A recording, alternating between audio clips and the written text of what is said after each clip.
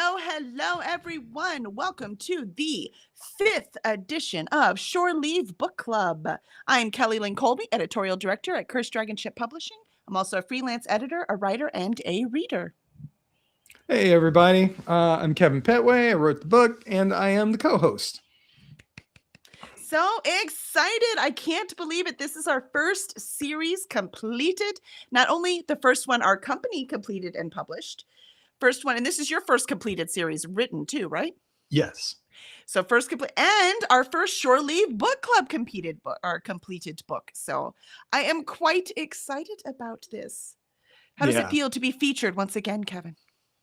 I'm pretty happy about it. I'm really excited. I'm one of the things that I thought was really happy about all of this was that because you picked me to go first,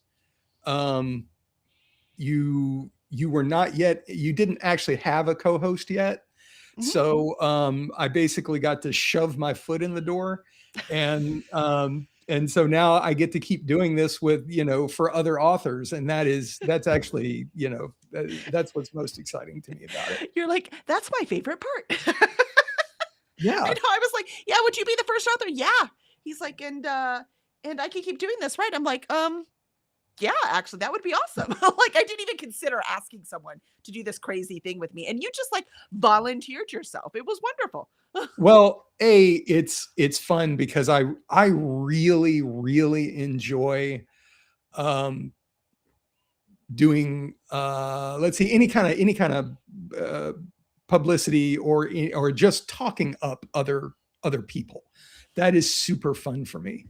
And the other thing is that it's way less pressure when it's not your book. So I'm looking forward to that too. Yes, which is a reminder for anyone who has not read this book yet. This is a spoiler discussion because this is the book club part. So if you haven't quite gotten to this one yet, just bookmark this baby and come back to it when you're done. Unless spoilers don't bother you, then come on in. We'd love to have you. Let's see. We've got Alicia has joined us. Hello. Alicia's here. I will stay while I have not finished the book yet. I have loved this series from the beginning, and she did just finish Illusions of Decency. So, man, some of these people have lives, man. I don't know what's up with that, but yeah, I don't get it.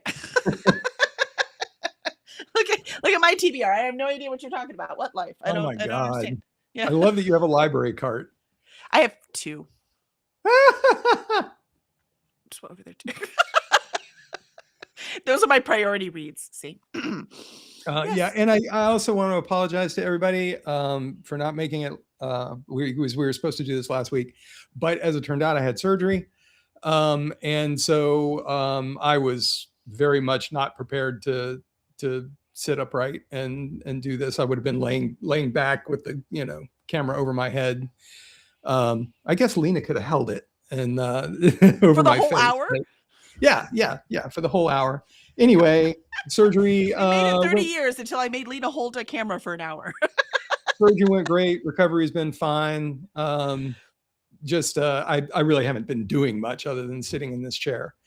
But it was penis reduction surgery. After time, it gets really heavy. The thing is, you get used to the back pain, but it was throwing off my stride, and and it's like balance isn't so good as you get older. So and if you get a hard on in the grocery store and you pass out and they call the ambulance, then you have to it's explain just again. easier for everybody this way. Yeah. Now, is anybody doubting that this is the man that wrote Misplaced Mercenaries? Just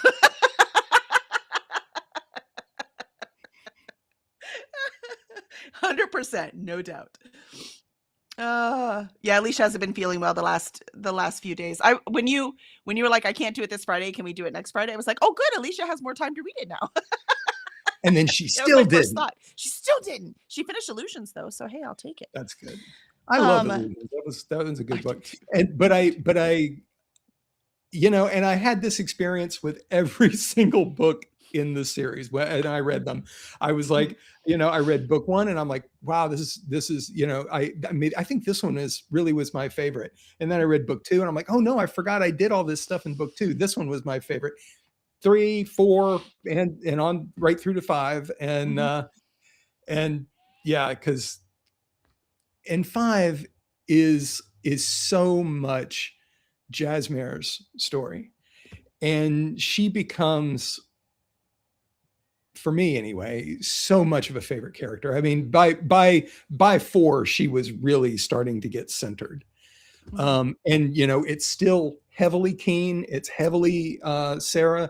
They are both no doubt main characters carrying the book, but you get so much from Jasmer in this book. I love it. Well, behind the scenes, I remember the first time I read it as the editor, right? So going like editing it, and I was like, I like her too much. I'm not supposed to like her this much.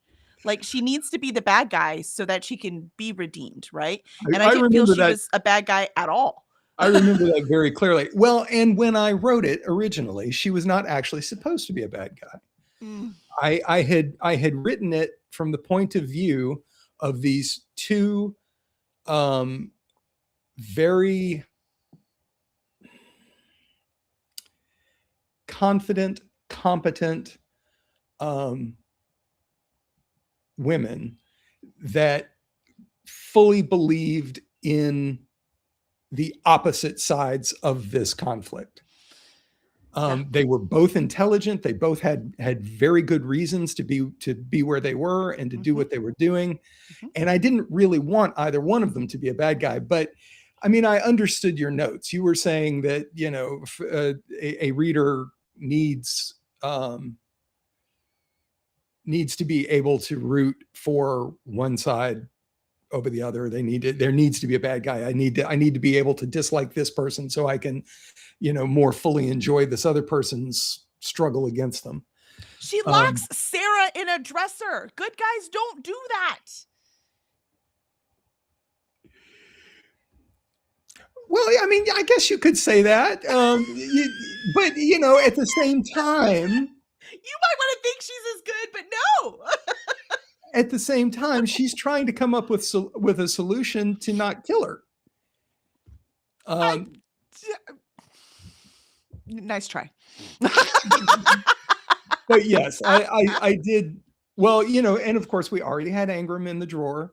So it was when you said that, and then I was thinking about ways to make her a little bit more nefarious, and I thought about the drawer for Sarah, the pants drawer instead of the sock drawer. Well, she's taller. It really clicked because it was already a major part of the story, the big thing. Which the name of the piece of furniture, which there's a little bit of a story about that too. But it made so much sense when I said, oh yeah, she could put Sarah in, and it click, and I'm like, okay, that's perfect, because now that is a bad guy thing to do for sure. At the same time, it's not it wasn't like a let's see, it was malevolent and a little bit evil, but it wasn't like so hardcore that you couldn't come back from that. And it gave me the opportunity to sort of put Sarah on ice for a little bit and then let everybody else have to deal with Sarah not being there, because Sarah is, she's the one that everybody relies on in situations like this. And suddenly she's not available.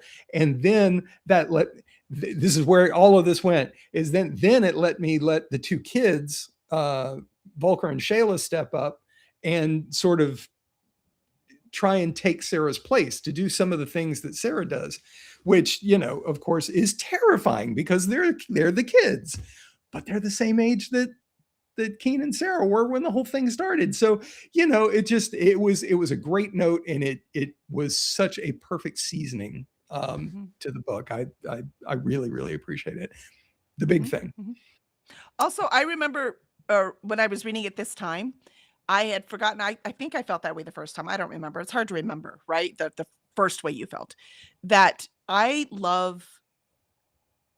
missed Keen in Illusions, which is my favorite book still. But Keen's hardly in it, right? And when he is, most of the time he's in it, he's not him. Yeah. It's not till the ending. And then so having him full blown in this again, I was like, oh, I missed him. Like it's like seeing that best friend again, you know? And it was nice. He had some really big moments in this book, and it really highlighted how much he had grown and how little he had changed. Yes. His personality did not change. Not a bit. No. But he did grow as a human. And yes, exactly. He made decisions differently. Yes. His responsibilities. And I was very proud of that. That was it was beautiful. So yeah, I did want to just briefly mention the big thing. So the piece of furniture, it's just this massive, very dark wood with all this ornate carving, and it weighs 2,000 pounds. So when I was a kid, I had a best friend who moved in across the street, and his dad had been in the Navy, and so the family was used to moving around a lot, and they had that piece of furniture. They called it the big thing. And was it a family heirloom or something, so they didn't want to leave it? Well, it came from Europe somewhere. She was Scottish. So probably, I mean, it may have been Scottish, but it was, I don't know how they got it to the United States. But I moved that motherfucker so many goddamn times. I cannot even tell you. And my friend there must be an evil God in this thing. We used to complain bitterly about moving that motherfucker. And she would say, when I die, you two are gonna fight over this thing, because I was kind of her other son. And she's like, you two are gonna fight over this thing, you're both gonna want it, and and it's gonna be really important to you. And we looked at each other and we're like, nope. It is absolutely you're gonna fight over who has to take it. Yeah. It's just going to be left in whatever house you have when you die. And then she got kind of offended, so we stopped talking about it. But it's one of those where they're like, they don't make stuff like this. I'm like, yeah, because they didn't move. That's why they don't make stuff like this anymore. I mean, it was really impressive looking. It was a spectacular piece of furniture, and it almost glowed. It was so glossy. But Jesus Christ, it was heavy. I mean, there were times when we didn't. I remember one house in particular. We couldn't get it in through the door at all, so we had to remove like the front window of the house. Like this huge, plate glass window, and we had to take it completely out just to get it into the goddamn house. Anyway, and so it seemed the perfect prison for this horrible evil God. Anyway, that was like, it must be. It's all the times I moved it and how much it tortured me. There has to be an evil God in there. No, that makes total sense to me. Yeah, I knew one day I was just going to break my back on it. And then you would have to be in it. That's how it gets its sacrifices. Exactly. Oh, I love it. And Molly stopped in to say hi. Hello, Molly. Good to see you. So because I'm downstairs instead of upstairs on my regular computer, I can't see anybody's comments. Okay. Because normally I have more monitors. But so if if there's questions, you go ahead and read them to me. Absolutely. No, but I like because you tied that thing to the ship too, right? Like obviously it was the same artist, the same carver who did it. That was cool. That's what makes a world feel real, right? Tying things together that maybe aren't connected. So it makes it that's what I've always liked about this series in general is it feels like it is in a world that's been around for a really long time. Yeah. And I've told you this before, but that was something that I got from Zelazny when he talked to whenever he would start a book, he would start out by writing a short story with his main characters. And he did it for a couple of reasons. One was that he would get to know the characters through that story a little better, so that by the time he started writing the book, he was hitting the ground running. And the other thing was having two characters or more, two or more, that had some actual history informs the way they speak, even if they never reference what's going on. You've got history that sort of informs the way they relate to one another. And in this series, it was the battle at Gullhome when Hardin and the company was fighting against the people of Gullhome and the demon of Gullhome. The fire demon dude. He's terrifying. I do not like that scene. I don't like that scene at all. Yeah. He's not meant to be friendly. He's meant to be a horrible, frightening person. And because it pops up, that battle pops up from time to time throughout every one of those books. And so by the time you actually meet this motherfucker, he needs to bring it. Yeah. Well, he did. Yeah. But I think it's funny when he came back, then Amelie has to hold him. I mean,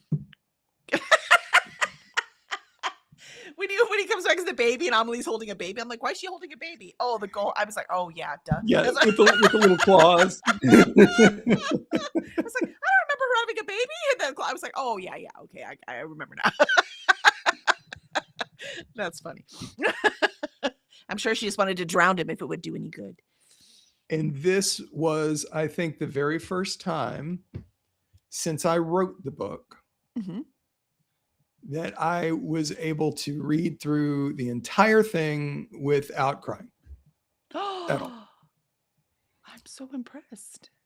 Yeah. Well, I prepared myself mentally ahead of time. I'm like, okay, you know what's going to happen. Just be thinking about that. You already know it's not going to be a surprise.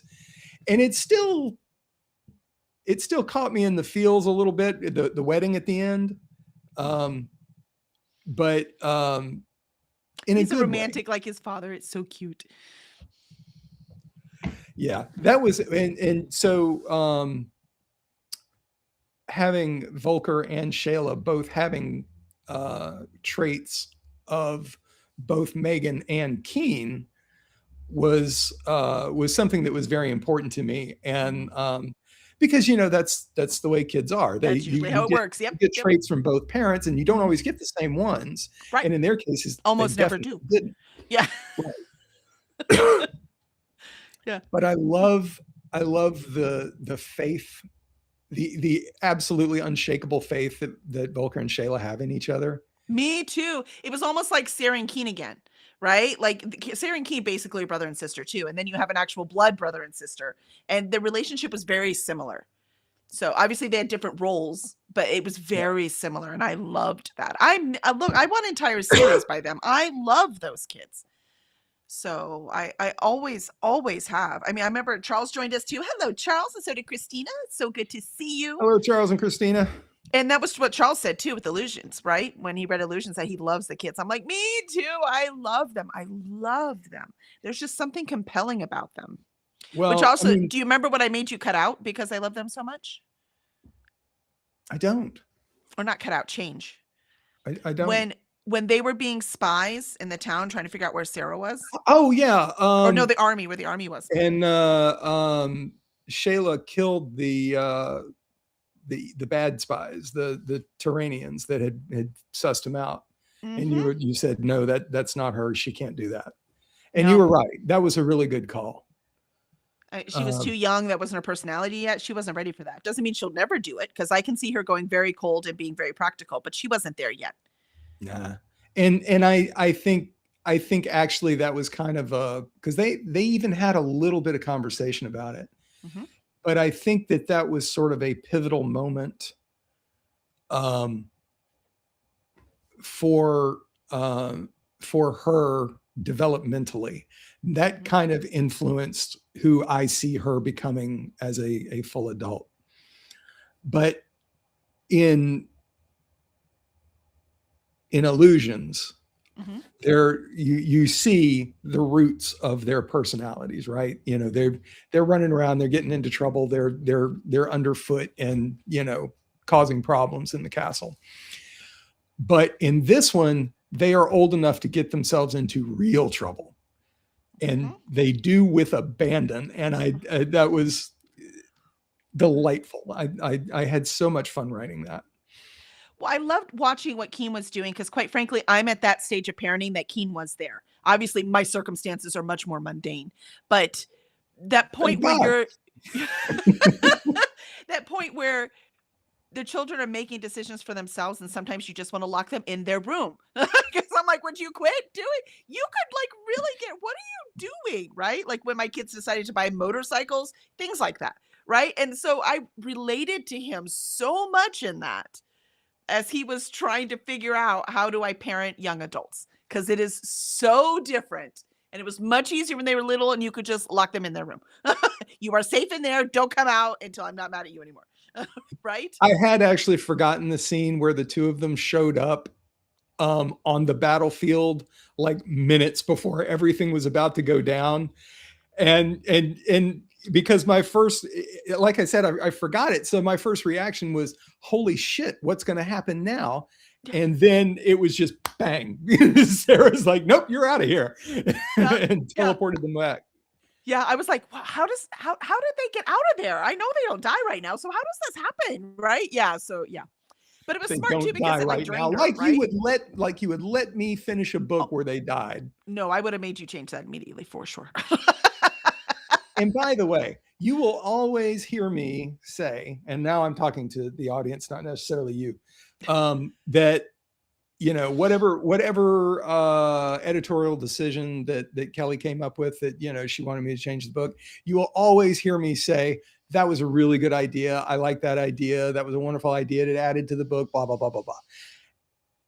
It's not because all of her decisions are terrific. It's because all of the ones that sucked, I said, hey, that sucks. And I just disregarded it. So everything that we talk about is going to be, that was such a great idea.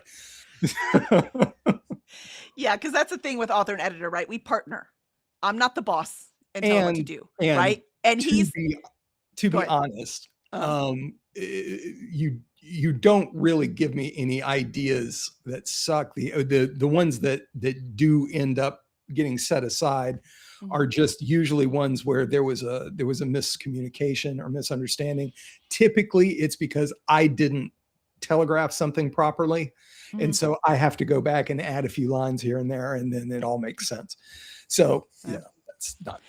But also, my opinion is inseparable from my editorial comments. So also, when I'm putting my opinion in, right, it can also be like, I see what you're saying, but I kind of want to do it like this. And unless it's a huge deal breaker, Yeah. right? Like, because I'm publishing it, I will have deal breakers. Like, yes, you're right. If you had killed those kids, I would have been like, no, deal breaker. So there are deal breakers, but they're not. I mean, it's not my world, right? My job as the editor is to help Kevin tell the best story he can, the one that the readers are just going to adore and come back to again. Yeah. That's my job. So that's it. It was just it's. I'm lucky that Kevin was my first real client, like full-time client. I edited before, obviously, but my full-time client with my company, that he was receptive to it. Because I promise you, a lot of editors, they'll work with an author and the author will be like, you don't know what you're talking about. I'm like, well, you paid me a lot of money to not listen to me. But you know what? Whatever. Well, but I didn't want that kind of relationship either. I wanted somebody that I could work with, that I could Mhm, collaborate with. I mean, mhm, honestly, that's that's the most fun part of the writing process is the collaboration. And I've always thought it was a little unfair that, you know, editors don't get a little bit more hype. You know, We but like it behind the scenes, really. We're fine with it. I don't know any other editor that wants to stand up and have people clap for them, right? They're like, I'm fine right here. Just send me your next manuscript. yeah, that's true. There is a personality type there. Yeah, for sure. For sure. I've always said I'm in front of the camera way more than I ever planned on. But I have to let people know how amazing these books are. So this is just one of those methods. Let's see. What do we have? Yeah, everyone is saying hi to each other because you are all amazing. So we're so glad you're all here. I have, let's see, the thing that we always talk about that's still debatable is the cutting. There is a chapter. So y'all, if they send, I know you still have the chapter with Ivar. Yeah. If they like send me a note or something, is there any way we can like share that chapter with them? Absolutely. I've So still if got y'all in this club, if you really want to see that chapter, because it is a beautiful chapter. Ivar's wife cracks me and up. specifically what she's talking about, there's a reference in book 5 where Sarah gets the news that Ivar is about to pass. And they like, you know, we need you here, but you have to go to him. You have to go to him. You have to say goodbye. So, you know, be as quick as you can, but go ahead and do that. And I had included that as its own chapter. But we ultimately made the decision. I say it was Kelly, but I agreed with her, that it didn't really fit in with the rest of the book. It kind of was a little bit too much its own thing. But it's really cute. It's sweet. It's kind of funny. It's, you know, there's some bittersweet there too. But I kept it because I loved it. And so, you know, it's there. I recently found out that there was a woman that was reading the books. And I think she stopped. I don't remember whether she read I think maybe she got into book 4 and then she stopped because somebody mentioned in front of her that Ivar died. And she's like, nope, I'm out. And I'm like, what? You know, because he wasn't that. He's not the major character, but he wasn't that big of a character. But his relationship to Sarah was the thing that really caught her and made her want to read more. But they didn't really have a relationship. Here's my thing. This is what I'm saying. The reason I'm reading it this time, I realized why I said that too, is because so that is the ending, right? Like we see how fond they were of each other, and the ending, and his wife being jealous is my favorite part. But so that whole part, right? It's just so real, you know, so it's a beautiful sentimental part, except we don't actually see their relationship. It is mentioned. We see a little bit of it, but we never see it. And so to see that part at the end when we didn't actually experience the relationship, that's why I was like, so it doesn't fit with everything else that's going on in the book.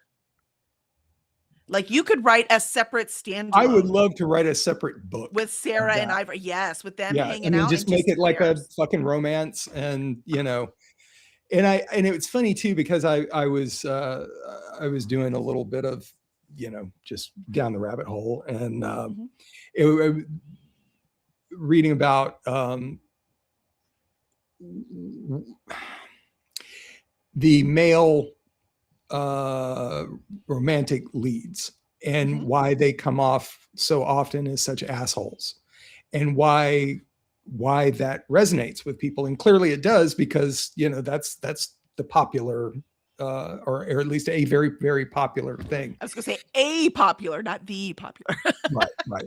But the point that this thing that I was reading was making, and I don't I don't really have enough information to make So a reading, I can give you a well-informed. list, Kevin. Well, okay. So the idea was that that the women who enjoy those characters, Mm-hmm. what they are looking for in a fictional character Mm-hmm. is somebody who is kind of a beast, right? He's a bear to the world, Mm-hmm. and he's even a bear to her initially, except that she's the one that he can't stay that way to. He's gonna melt for her Mm-hmm. and only for her. He's Yep. still going to be an asshole to everybody else in the world, and but that comes off as defending her, Mm-hmm. and again, this is just one type of that Oh, it's a big one. It's a big, I fantasy will burn the relationship. world for you, right? That kind of thing. There are Yeah, lots of women that love that kind of character for sure. and Ivar's got a little bit of that. Um, he's very much. For me, when I was writing him, I always pictured him as being very much bigger than life. Mm-hmm. He laughs. He's the loudest laugher in the world. He's got the biggest smile. He's got the darkest scowls. Mm-hmm. I mean, he's a huge guy, um, and uh, and yet when it comes to and he's a king, right? So he's got that It's got all the arrogance power behind it. baked Yeah. in. Uh-huh. But when it comes to Sarah, he throws it all in, and he's like he was going to go conquer the Paris plains. He had the opportunity in book 3, and instead he came and rode to Sarah's rescue with no return. He knew there was no return.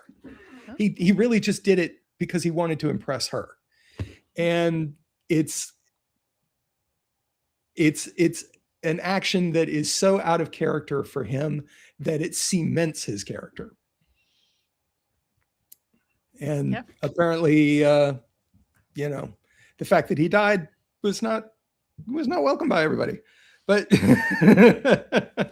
If he died gloriously in battle, though, that would have been different. yeah, which is why he didn't. Kevin's like, I want to tell a different story. I love it. I love it. And Jean joined us too. Hello, Jean. Good to see Hey, you. Gene. And Alicia would like that chapter. Yes, please. Yes, please. Oh, she okay. says. Yeah. So Kelly, you want me to send it to you, and then Yeah, that'll work. If you'll send it to me, and then I will forward it on. okay. Oh, and if I go to find it, it's not going to be pretty.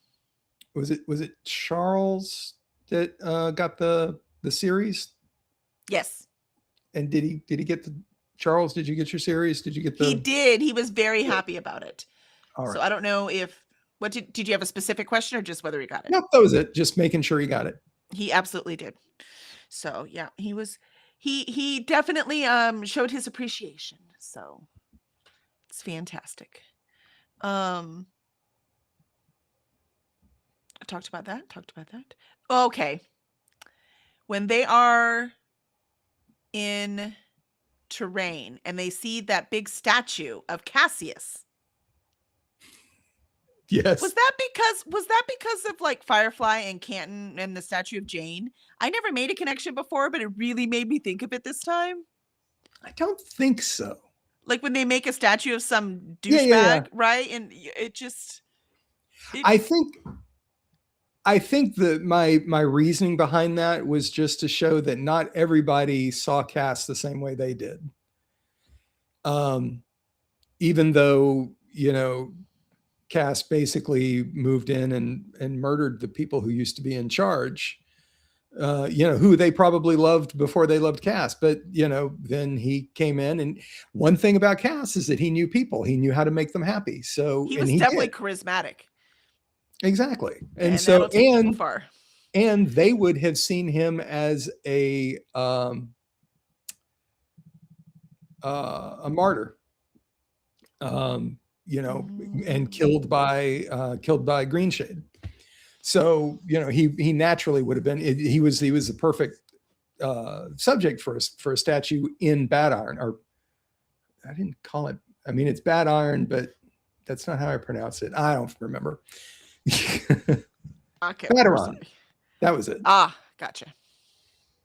I mean, I bet Chris had you fun can with that pronounce one. it however you want. I don't care. But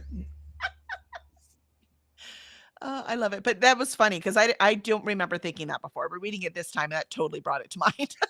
I I can want to go to that completely crappy see little that, and I pepperoni can't gyro. tell you that there wasn't some seed in the back of my mind that that I'm not acknowledging that but I don't think that was Okay. why. I just thought it was funny. I like that. Um, yeah, but it's a very, very satisfying ending. I love for people who are interested, Keen and Sarah story is over. However, there is a continuation. There's actually 6 continuations in this world, but there is a continuation from Kevin Pettway that links directly from the events in this book into his next series. So, since we have finished this one, do you want to give everyone a little bit about that one? Like hints from this one that carry to the next one. It's the Wrong Way series is the name of the series. And so I was trying to think because as I was reading it, I was thinking about the new series and like the things that you had pulled from there. Because, like you said in the last book, Illusions, the 2 main characters that are in the Wrong Way series are in that, but you would never know if you hadn't read the new one, right? So there's a scene in Heroes in book 5 where Volker and Shayla are meeting with the king and sorcerers of both Varan. Well, it's Varan, Egrin, and Kos. So the 3 Darish nations, and they're trying to enlist them to come work with them.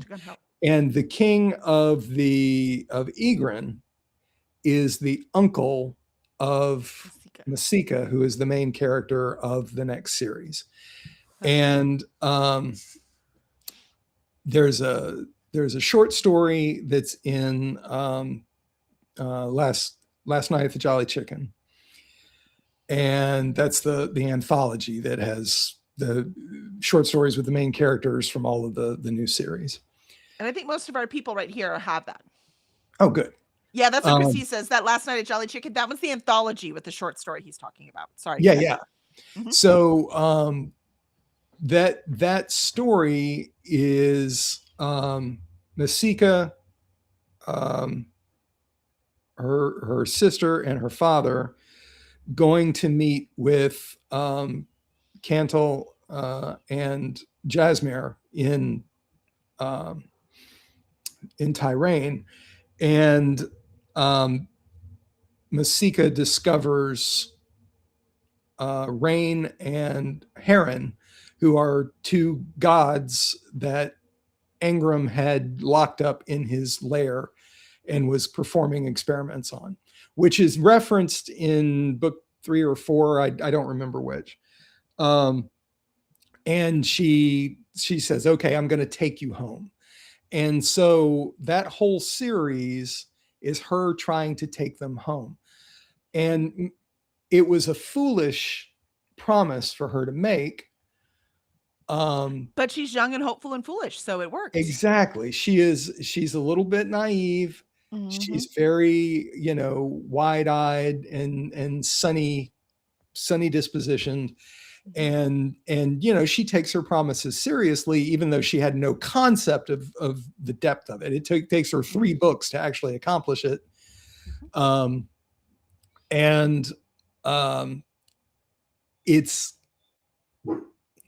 It's a really, I love the distinctions, the differences between the tone of that series and this one. All of the DNA is the same, but somehow it presents really differently. Oh yeah. Mostly because it presents through Masika, who she's not an asshole. She's not, she hasn't lived long enough to become jaded. She doesn't know enough to see the grime under everything like Keen and Sarah both did, mostly Keen, but Sarah too. Um, and it's a fun, lighthearted romp in comparison, but Okay, in comparison. I was like, okay, in comparison. Yes, yes. well, I mean, it's still me writing. It's still going to be,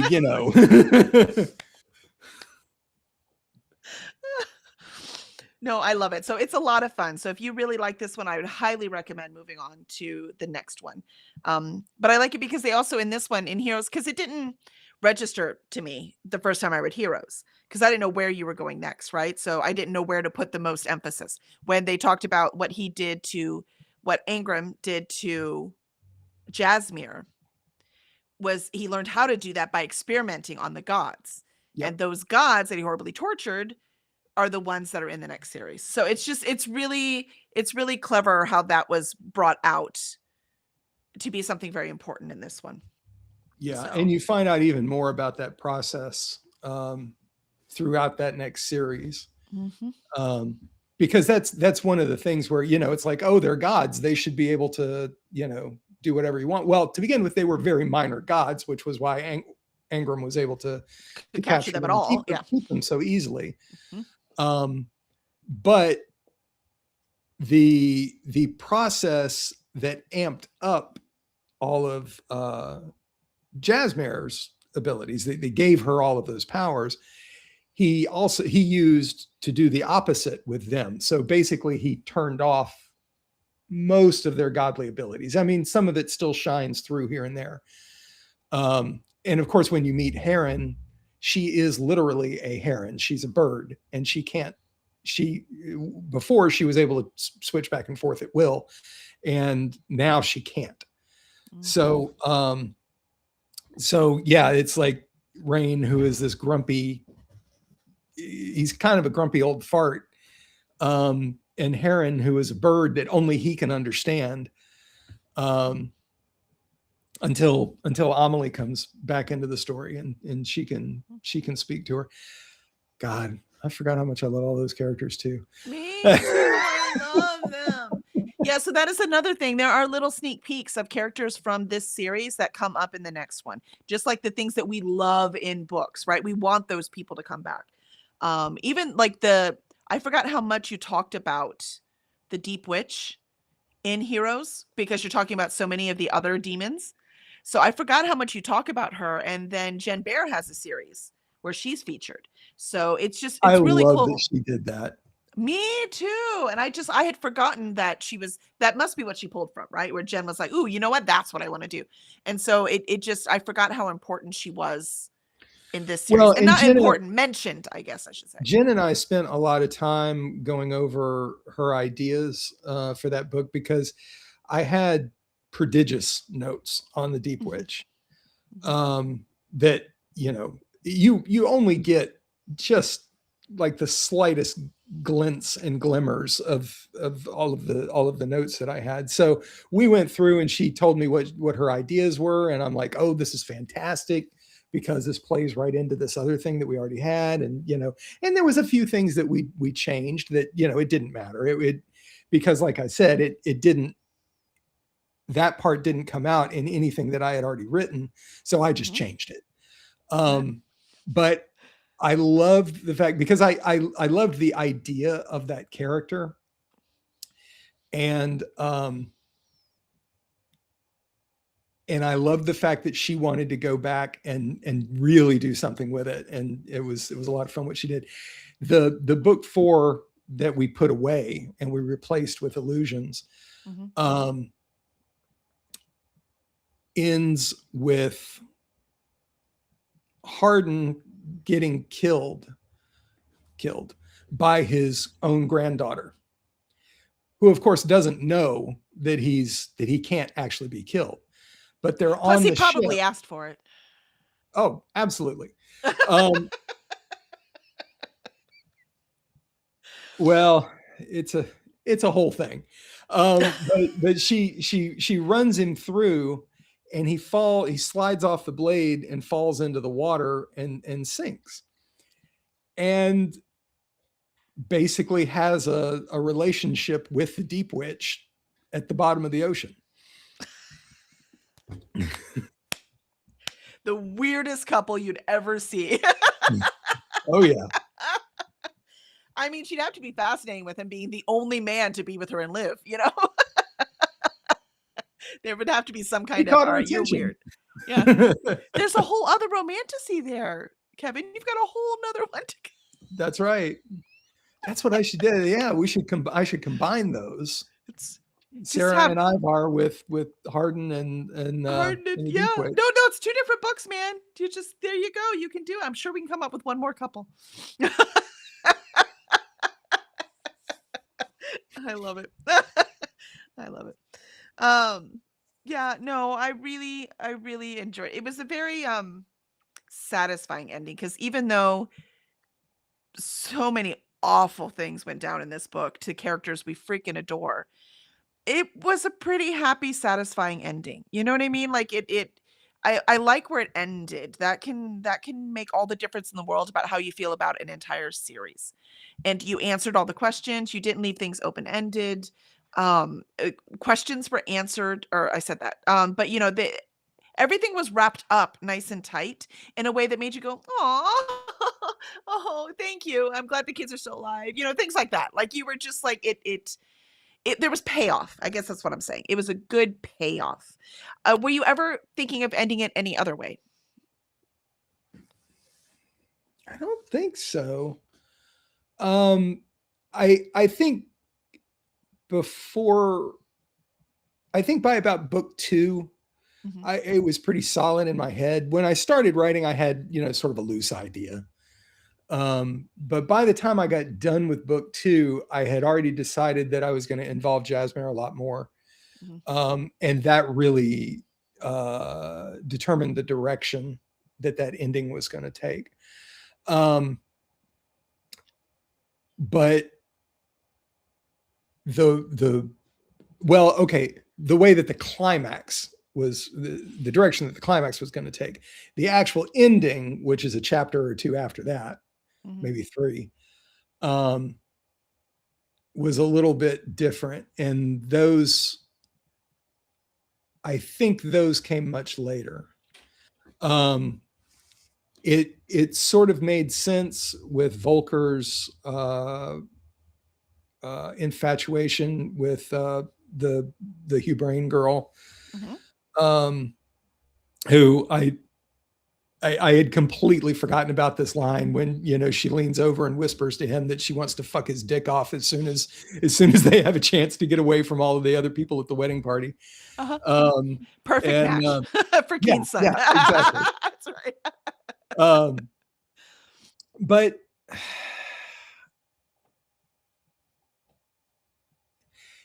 I mean, okay, so here's sort of going back to an earlier question in answering Mhm, this one. mhm, Um, Sarah is killed. mhm. Well, she kinda sacrifices herself. She does. She That's does. different than being And killed. okay, yeah, you're right. You're right. Um, like the instant before the sword stroke falls, she Yep. sacrifices herself. Mhm. But at the same time, Sarah is probably the single most important character moving forward into the next series. Oh, yeah. And she is in the background of every single page. Mm. Whether people are talking about her or not, she's there. And so, she remains an active influence on everything that happens after that. And she's got a goal. She's got a thing that she's doing. Um, that I'm I'm like, hoping to "Does be able she?" to wrap up. Oh, I need to get to book 3. Yeah, it's you get part of it in book 3, but you don't you see maybe sort of what she's doing, but not Mhm. why. And so Oh, yeah, I've been eager for you to intriguing. get to that one. I understand, We're um, trying, man. Yeah, We're all it's behind doing all the things we do. When you have you're when you're pushing running all the this gravel uphill. right, when you have this tiny little company and you have just Sarah and I doing, like, 90% of the work, we're doing the best we can. So it's what it I know. is. But I was wondering because I saw something more in this one. Like the dead god didn't show up until the future was killed. Does that mean the dead god was like the destiny, whatever it is that Sarah is? Was the dead god that? And when they disconnected it? No. Oh, okay. So Gabby Yes. um, basically had holed up in the Undergates. Mhm. And at that point, there was no going back and forth between the Undergates, except in very, very, very limited circumstances, like when Angram was conceived. That was like pretty much the only time it had ever happened. It was a one-way trip. People died, they went to the Undergates, nobody came back. And when Moorholt did it, Mhm. he didn't tell anybody, but he was kind of the only one. He was the only one to have figured out how to do it, and that was because of well, that doesn't matter. That's a whole nother story. But anyway, so let's see, what was I talking about? Yeah, I've been on drugs for like 2 We've weeks. lost a little bit. Yeah, it's getting late and it's Um, God, what was I saying? the dead so Gabby Oh, that you she had was asked stuck me, in the right, underworld. right. If, Uh-huh. if the dead god was a destiny. So yes, so dead god, he was dead, lived in the Undergates where all the dead people live. Mhm. And all of the gods, like all of the Alir and all of the Patak, stayed in their mountain homes out of fear of the dead god, because they knew that just dying wasn't enough to end him. So they stayed hidden, and they built up massive places of power that were impenetrable, and they thought that would protect them. And what they were worried about is if they went out into the world and exercised their abilities, they would attract the dead god's attention, and he would come and check it out. So they didn't do it. Sarah, when she chopped off the world from its destiny, Mhm. that was some major god tier magic, Yeah. and it did attract Gabby's attention. Oh, so the act did attract it, but Gabby wasn't the destiny. Okay. Correct. Okay. Um, Gotcha. and then um, Angram, who had been dialed in. Everybody who could see the future, the way Mhm. that they saw the future was that they were dialed into the destiny of the world. Mhm. And when the destiny was gone, basically everybody who could see the future they couldn't Blind. see shit. Mhm. And like with Ghost Eye, that was an inconvenience, but with Mhm. Angram, it was crippling because he kind of He'd always lived in used it. that world. Yeah. Mhm. And so he was spun out for a long time. And then as soon as he sort of got his feet back underneath him, he's like, okay, wait a minute, this is a huge opportunity. I'm going to make my own destiny, and it's going to work for me. And he made it out of his own place of power. And it sort of became semi cognizant, semi intelligent. Mhm. And actively was working against Sarah and Keen and everybody else. And so, but because it was an abstract concept, Mhm. really only other abstract concepts like Gabby could interact with it. And so that's why they were fighting between the two of them, and nobody else could do it Could do it. until Until the end of the Sarah. book, where Sarah's like, Yeah. and figures it out. I Yeah. just love it. I love it. Yeah. So Plus it's there's a like little twisted, but It's a fantasy world. I mean, I think that's pretty logical for fantasy world. Works for me. I just knew I was missing something. I was like, but wait a minute. So yeah, no, that makes perfect sense. Yeah, I tried to have some explanations for it, in those later chapters, because I you know, I knew that people could see what was going on, Mm-hmm. but they wouldn't necessarily understand the underpinnings of it. So I did try and explain that, but um, maybe I need to go back and do it again. No. What Sarah did made sense because you built that beautifully, right? You did a little bit. You had about the horse, and then like just don't use you, and then right, you built it so that by the time Sarah did what she did, that made perfect sense. I I was just fucking wondering. loved Gallant. Mm, That was so much fun. I did. Okay, so just to let everybody know, who doesn't already, Kelly and her family, they are horse people. They know horses. They are really good with horses. And I got a lot of corrections, in the first books from I was things gonna that say I not had a lot done in wrong. this one. You did good. Yeah. I did a lot of research Oh, on there this you one, go. and just from like, the way they react, and how you train them, and if you touch their feet, and that you get different reactions, and Mhm. what the different noises they make mean, and all of these things. So Mhm. I really really worked hard, because I didn't want I wanted Kelly to tell me how smart I was, and not correct everything that I had written. Um, yeah, but I ended up really enjoying the horse as its own character. It Mhm. was a lot of fun. And then Shayla's just absolute disbelief at the fact that Sarah could even do that, would Or even do that. would do that. Yeah, exactly. Because Shayla she's freaking brilliant, right? So she's a literal genius. So she extrapolated what that could mean, right? Like she took that way It farther took than the her two horse. seconds, and Sarah still hadn't gotten there. Exactly. Exactly. Good thing she's not a sorcerer too. Jeez, can you imagine? Um, I like that too because I could remember that explanation. I was like, found out she wasn't a sorcerer, but she could still see Gabby. What the? And so at the end, when you were like, oh, it was that thing, that she put on the deer and stuff. And I was like, oh, okay, cool. Love it. You're in. Win.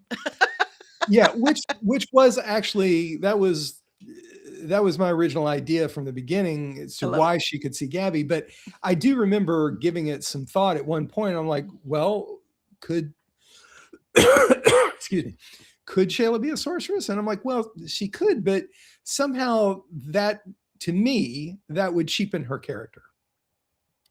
Mm, Because there's just not a lot of them.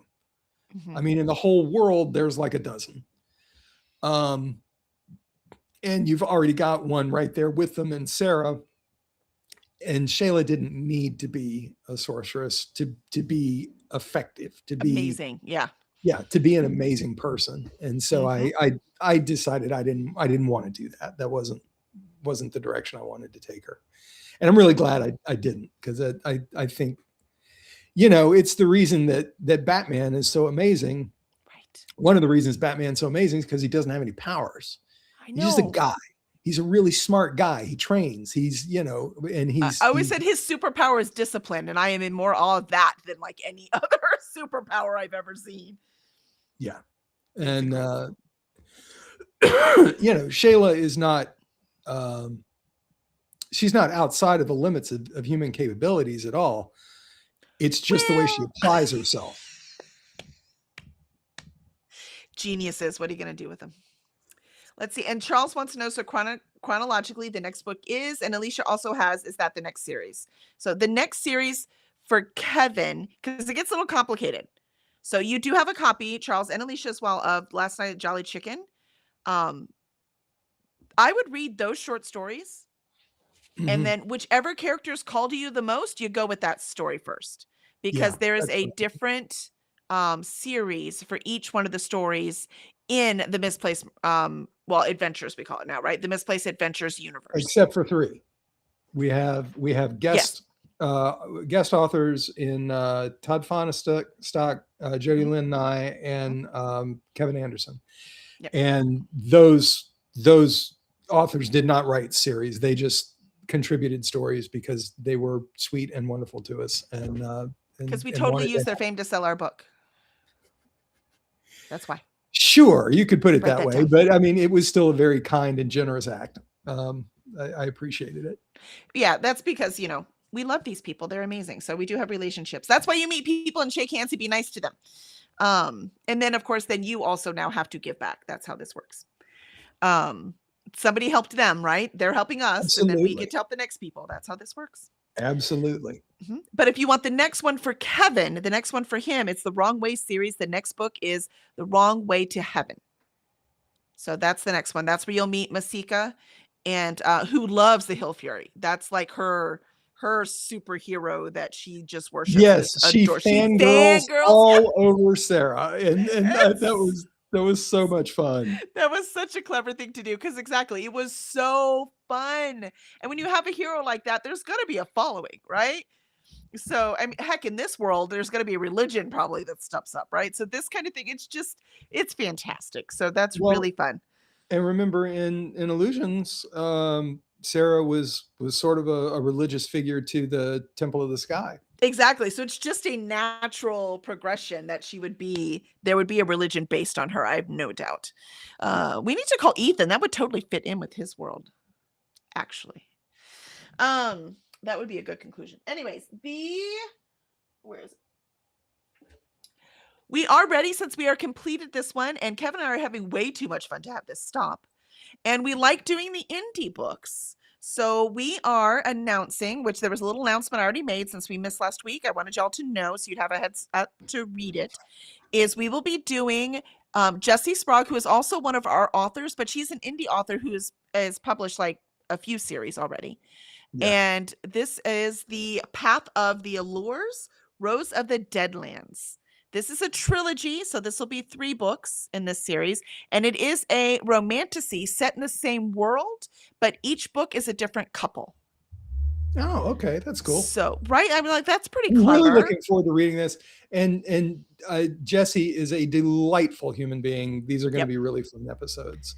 Yeah, considering what she writes is so dark, and then you talk to her and you're like, "Are you sure this is what you write?" So it's just amazing. I have never met like a creepy weirdo horror writer. They're all just either sweet and funny and light, or just goofy. You get it all out on the pages. Apparently. But so this will be our next series. This discussion will be on January 23rd, Friday, 8 p.m. Central, 9 p.m. Eastern, just like always. And this time, Kevin and I both get to ask questions, and Jessie Sprague will be under the limelight. So make sure you pick up your copy. This is also available on Kindle, so you can do it either ways. I don't know if there's an audiobook. But we do have the other 2 forms, or she does, right? Because this is not published by CDS. We just know she's amazing. And I've not read this before. Have you read this before, Kevin? No, I have not. So this will be so fun to dive into. I read 1 or 2 of her other books, but but not that. Yep. So very excited. We do want to stick with the indie series as much as we can.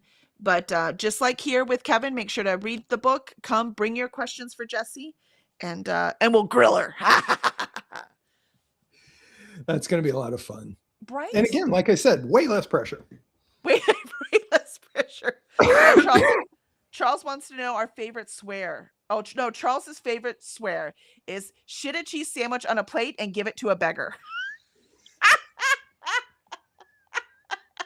That wins a favorite swear. That's Charles's. He loves it. Yeah. Yeah. And I had actually I had made a list of my favorite ones, and then I don't know where it is because, like I said, I've been on drugs for the last week and a half. So excuse me. Yeah. Anyway, oh, I have tea right here. Look ahead. You're like, I need something to drink. Oh, look, I have something.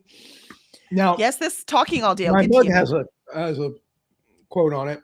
Oh, it's not from book 5. I don't remember which book this was, Just when you think you've seen everything, the world goes and throws you a three-dicked walrus like that.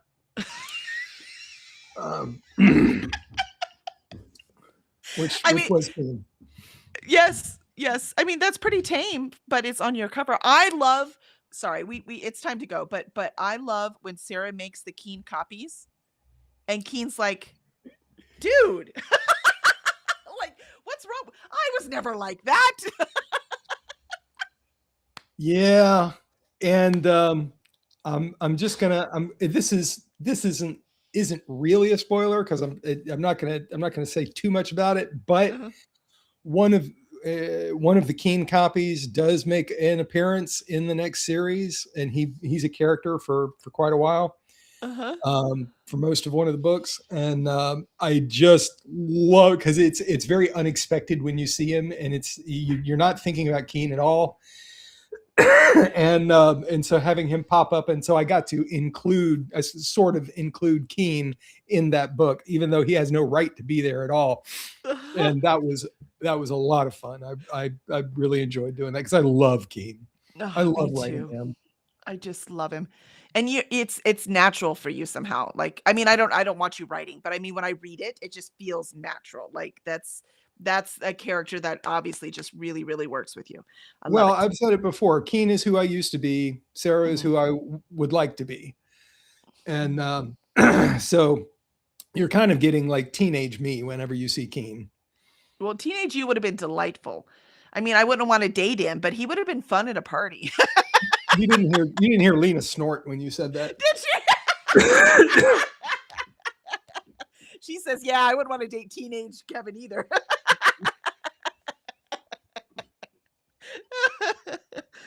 Oh, I love it. Yeah, Charles says the Keen copies. Megan was like, "Don't do that again." Yep. Yep. Oh, I love it. I love it. I love it. All right. Y'all are amazing. Thank you so much for letting us explore your world and then tear apart your brain later, because this has been a lot of fun. And I look forward to partnering with you on these rest of these series. And I'm y'all so in the excited to do it. audience, if you have anyone that you recommend, because our thing is we're looking for indie and we need completed series. So if you have anything that you think we should explore, let us know. I think I have the next author after Jesse in mind, but we're pretty Mhm. open after that. So let us know, and we'll see what we can do about it. Yeah, and I just want to extend that a little bit and say Mhm. thanks to everybody who showed up and who will see this later on the YouTubes. Mhm. It really means a lot, and you hear it all the time from everybody. Oh, this is the reason we do it, and and stuff. But it's true. It's true. You get so much from interacting with people who are willing to put their time into reading your world, and and of course because I am a whore for attention, it means more that that world is, you put yourself into that world. So Mhm. when people are like, oh, I love your book, what I hear is, oh, I really love you, and you're a wonderful person, and and so that's really the important thing. Just want That's to the important make sure part. everybody Yeah. knows. I love it. I love it. I love it. Yeah, Alicia says, thank you for the discussion and introduction to the series. Loved it. Excellent, excellent. Well, thank Awesome, you, Alicia. awesome. And her books are on the way for the next series. So Yes. we will have the funds, and I am happy. All right, everyone. Well, thank you so much for being with us, and we will see you on January 23rd. Bye, everybody.